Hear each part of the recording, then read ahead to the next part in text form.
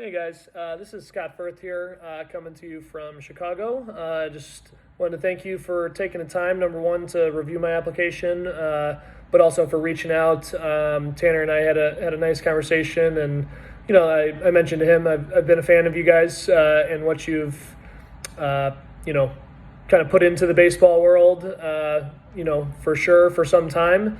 So. The possibility of working with you guys potentially is really exciting, but also just, getting a chance to kind of talk with you guys and get a little bit of insight that way is hugely valuable for me, no matter what. So in terms of my story, I think I think there's some interesting parts about, baseball and life, and that's applicable to a lot of players. There's certainly been lots of great ups and great experiences and wonderful teammates and relationships. There's also been lots of downs, self-doubt, injury, but I think that's part of what makes it cool, and that's part of what makes it worthwhile. It's in the journey, it's in the story kind of thing for a lot of people, I think. And so I think that's pretty relevant.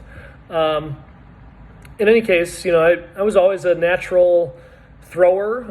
Always loved baseball, since I was, since I started playing. Was always a natural thrower. I never really had a coach or anything like that, growing up.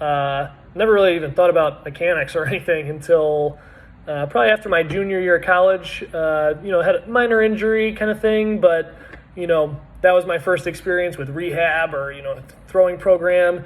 And, looking back on that now, I think that kind of got me started on some bad habits that ended up transpiring in kind of loss of velocity over several years, the start of, kind of a couple injury-plagued seasons.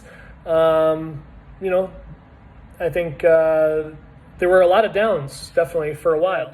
Some labrum issues, at the end of my time with the Rockies. I knew I wasn't throwing the ball well enough to, kind of sustain a career anyways. So, after I changed a lot of things about my training, kind of started learning more about how mechanics really worked, how your body was really supposed to work, how the pitching delivery was really supposed to work. And it worked for me. I started throwing, 93, 95, much harder, like overnight. And I couldn't believe it. It was, baseball was like so fun again. And unfortunately, I'm throwing the ball as well as I have, and I tore my right ACL, about halfway through that, next season, my first year in indie ball. After that, come back feeling great, tear my UCL in my first start for the next season. Couldn't believe it. I know it's part of the gig in pitching, but I never thought of myself as somebody who's like arm really hurt that much, or never expected it. But then I did the rehab. Everything went great. I was back to throwing 95, and I tore my UCL again about a year later.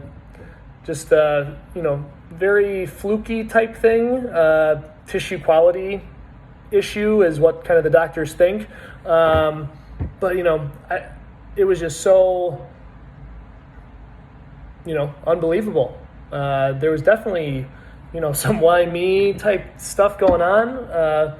But at the same time, I knew I put in too much kind of already. I couldn't, allow myself to quit without doing what I knew that I could do. And so, I decided to continue to, I decided to get another surgery, work back. And in the 2 years since, I've thrown as well as I ever have, really. I was up to 98 miles an hour, feeling good. My arm never has bugged me since then. It's such an unbelievable path, but man, I'm so glad that I stuck with it. And I finally have gotten to retire now on my own terms, that now I have a passion for coaching, and I'm almost more excited about that than I was for playing. So, the coaching side is, a whole nother world to me, and something that I really enjoy. So, now that my window to play is kind of closed, I feel good about moving on and doing something else. I love the game, and I want to stay in the game, and I think that I have something to offer pitchers. So as long as I can, stay healthy enough to coach, then, that's certainly my plan. So thanks for listening, guys. Bye.